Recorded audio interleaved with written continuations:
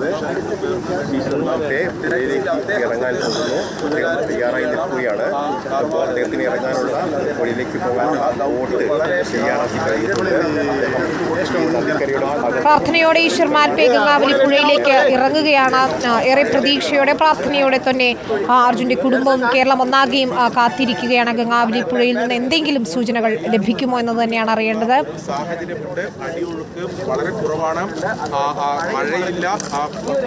കാലാവസ്ഥ അനുകൂലമാണ് എന്നത് തന്നെയാണ് ഏറ്റവും പ്രതീക്ഷ നൽകുന്ന ഘടകം. ഇപ്പോൾ അടിയൊഴുക്ക് കുറഞ്ഞിരിക്കുന്നു. 2 നോട്ട് മാത്രമാണ് ഇപ്പോൾ ഗംഗാവലി പുഴയിലെ അടിയൊഴുക്ക് എന്നത്. ഇപ്പോൾ ഈശ്വർ മാൽപേ അവിടേക്ക് പുഴയിലേക്ക് ഇറങ്ങുന്നതിൻ്റെ ദൃശ്യങ്ങളാണ് പ്രേക്ഷകർ കാണുന്നത്. അവിടെ ഒരു തോണിയിൽ ഒരു ബോട്ടിൽ ചെറിയ വള്ളത്തിൽ അദ്ദേഹം അങ്ങോട്ടേക്ക് പോകും. അവിടെ വെച്ച് ആദ്യം നേവി കണ്ടെത്തിയ സ്പോട്ടിലായിരിക്കും ഇറങ്ങുക, തിരച്ചിൽ നടത്തുക എന്നാണ് മനസ്സിലാക്കുന്നത്. ദൃശ്യങ്ങളിൽ കാണുന്നത് പോലെ തന്നെ അദ്ദേഹം സജ്ജനായി തന്നെ ഓക്സിജൻ സിലിണ്ടർ ഉൾപ്പെടെ ചുമലിലേറ്റിക്കൊണ്ട് തന്നെയാണ് പോകുന്നത് ആദ്യത്തെ സ്പോട്ടിലേക്ക്. അതായത് ഈ കരയിൽ നിന്ന് 50 മീറ്റർ അകലെയുള്ള ഒരു സ്പോട്ടിലായിരിക്കും പരിശോധന നടത്തുക എന്നാണ് മനസ്സിലാക്കേണ്ടത്. 2 സ്പോട്ടുകളാണ് അവിടെയുള്ളത്. സിഗ്നലുകൾ ലഭിച്ചതായി ഏറ്റവും ഒടുവിൽ കണ്ടെത്തിയിരിക്കുന്നത്, ലോഹ സാന്നിധ്യമുണ്ടെന്ന് കണ്ടെത്തിയിരിക്കുന്നത്. ഇപ്പോൾ അടിയൊഴുക്ക് കുറഞ്ഞതുകൊണ്ട് തന്നെ ദൃശ്യങ്ങൾ കുറച്ചുകൂടി വ്യക്തമാകും എന്ന് കരുതുകയാണ് പുഴയ്ക്ക് അടിയിൽ വെള്ളത്തിൽ. അതുതന്നെയാണ് പ്രതീക്ഷ നൽകുന്ന ഘടകവും. 0 വിസിബിലിറ്റി ഉണ്ടായിരുന്നിടത്തു നിന്ന് 2 നോട്ടായി അടിയൊഴുക്ക് കുറയുമ്പോൾ അവിടെ വലിയ പ്രതീക്ഷയുണ്ട്. ഈശ്വർ മാൽപേ ഗംഗാവലി പുഴയിലേക്ക് തിരച്ചിലിനായി ഇറങ്ങുകയാണ്. AK അഭിലാഷ്, പ്രാർത്ഥനയോടെ മാൽപേ ഇറങ്ങുകയാണ്. വീണ്ടും ശിരൂരിൽ ദൗത്യം ഇത്തരത്തിൽ തുടങ്ങുന്നു. നാളെ സർവ്വസന്നാഹങ്ങളോടെ ദൗത്യം അടുത്ത ഘട്ടത്തിലേക്ക് പോകും. പക്ഷേ ഇന്നിപ്പോൾ ഈശ്വർ മാൽപേ ഇറങ്ങുമ്പോൾ അതിൽ ഏതെങ്കിലും തരത്തിലുള്ള സൂചനകൾ ലഭിക്കുമോ എന്നത് തന്നെയാണ് നമ്മൾ ആകാംക്ഷയോടെ കാത്തിരിക്കുന്നത്. വെയിൽ താണിരിക്കുന്നു എങ്കിൽ പോലും ഇപ്പോൾ അടിയൊഴുക്ക് കുറഞ്ഞതുകൊണ്ട് തന്നെ എന്തെങ്കിലും ഒരു വിവരം ഇതുമായി ബന്ധപ്പെട്ട ട്രക്കിൻ്റെയോ അതിൻ്റെ എന്തെങ്കിലും ലോഹഭാഗത്തിൻ്റെയോ ഒക്കെ വിവരം കിട്ടുമോ എന്ന് തന്നെയാണ് നമ്മൾ കാത്തിരിക്കുകയും ചെയ്യുന്നത്. പരിശോധന നടത്താൻ സാധിക്കുമെന്നാണ് ഇപ്പോൾ പ്രതീക്ഷിക്കുന്നത്. കേന്ദ്രീകരിച്ചാണ് നിലവിലെ ഇപ്പോഴത്തെ തിരച്ചിൽ ആരംഭിക്കാൻ. തീർച്ചയായിട്ടും വളരെ പ്രതീക്ഷയുണ്ട്. കാരണം തികഞ്ഞ അനിശ്ചിതത്വത്തിനൊടുവിൽ ഈശ്വർ മാൽപേ പുഴയിലേക്ക് എത്തിയിരിക്കുന്നു. പുഴയിലേക്ക് ഇറങ്ങാനുള്ള ഒരുക്കമാണ്. അവസാനഘട്ട ക്രമീകരണങ്ങളാണ് അദ്ദേഹം ഒരുക്കുന്നത്. അല്പസമയങ്ങൾക്കകം തന്നെ അദ്ദേഹത്തിന് പുഴയിലേക്ക് ഇറങ്ങാൻ കഴിയും. അതിൽ പ്രധാനപ്പെട്ട കാര്യം എന്ന് പറയുന്നത്, നേരത്തെ ഈ ഉത്തരകന്നഡ മേഖലയിലൊക്കെ നിരവധി ഇത്തരത്തിലുള്ള പ്രവർത്തനങ്ങളിലൊക്കെ പങ്കെടുക്കുകയും അതിൽ നിന്നുള്ള അനുഭവ സമ്പത്തുമുള്ള ഒരാൾ കൂടിയാണ്.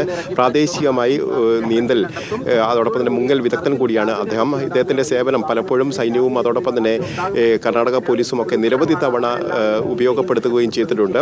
ഇത് ആദ്യഘട്ടത്തിൽ തന്നെ ഇവിടെ പരിശോധന നടത്തുന്നതിൽ മുൻപന്തിയിലുണ്ടായിരുന്നതും ഈശ്വർ മാൽപേയാണ്. അന്ന് 6 നോട്ടോളം ഒഴുക്കുണ്ടായിരുന്ന സമയത്ത് പോലും അദ്ദേഹം പുഴയിലിറങ്ങാൻ ധൈര്യം കാണിക്കുകയും ചെയ്തിരുന്നു. ഒരു ഘട്ടത്തിൽ അദ്ദേഹം ഒഴുകിപ്പോകുന്നൊരു സാഹചര്യം കൂടി ഉണ്ടായിരുന്നു.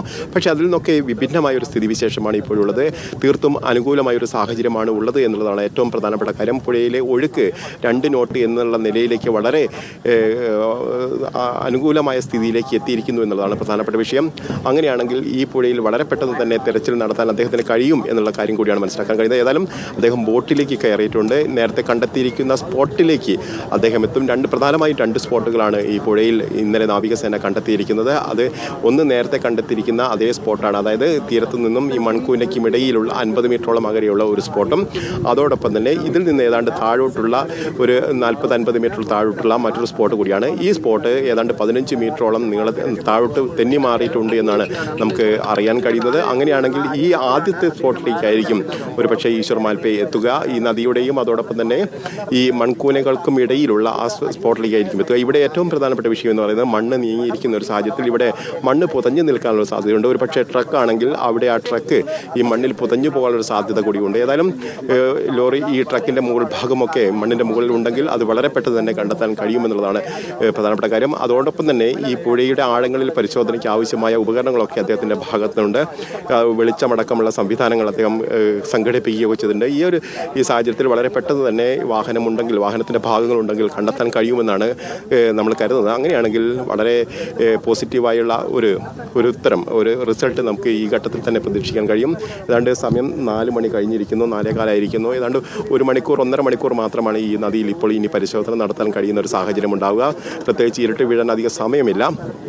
ഏതായാലും പുഴയിൽ തെളിഞ്ഞ വെള്ളമാണ് ഉള്ളത് എന്നുള്ളത് അനുകൂല ഘടകമായി നിൽക്കുന്നു. അതോടൊപ്പം തന്നെ ഒഴുക്ക് കുറഞ്ഞു നിൽക്കുന്നതും അനുകൂല ഘടകമായി നിൽക്കുന്നു. ഏതായാലും ഇപ്പോൾ ഈശ്വർ മാൽപ്പെ പുഴയിലേക്ക് ഇറങ്ങി ഈ സ്പോട്ടിലേക്ക് നീങ്ങിക്കൊണ്ടിരിക്കുകയാണ്. അദ്ദേഹത്തിന് അകമ്പടിയായി അല്ലെങ്കിൽ അദ്ദേഹത്തിനൊപ്പം സഹായികളായി 2 പേർ കൂടിയുണ്ട്. അവരുടെ നിരീക്ഷണത്തിലായിരിക്കും ഈശ്വർ മാൽപ്പെ ഉണ്ടാകുക. അതിനാവശ്യമായ കയറുകളൊക്കെ വടങ്ങളൊക്കെ കെട്ടി അദ്ദേഹത്തിന് സുരക്ഷയൊരുക്കുന്ന കാര്യങ്ങളിലൊക്കെ അവർ ക്രമീകരണങ്ങൾ ഒരുക്കുകയും ചെയ്തിട്ടുണ്ട്.